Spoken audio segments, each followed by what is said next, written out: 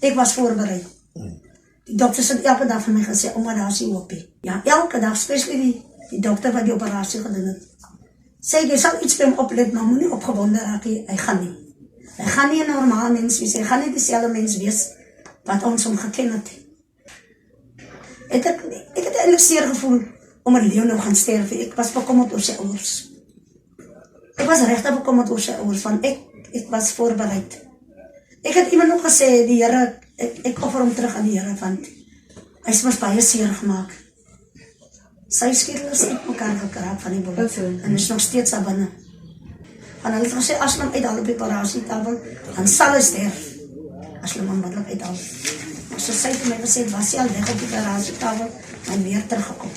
Ja, die mannetjie is 'n vegter. Die man het geveg nog tot gister. Want die ander voel ek, en jy voel die warmte is nie meer daar nie. So hy het maar net gewag as my pype uithaal. Sy sê, oma, hy's net, al wat ek kan vir jou sê, hy moet gaan rus doen, hy's baie seer gemaak. En ek is toe Kaap toe, waar ek hom gister agtergelaat het.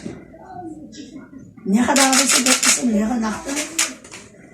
Al wat hy gedoen het, hy dieselfde Vrydag aan, die 31ste, as hy 20, okay, dat was so 12 Sarah, as hy 22 minutes past 1 theater toe, en 6:30 het hy uitgekom.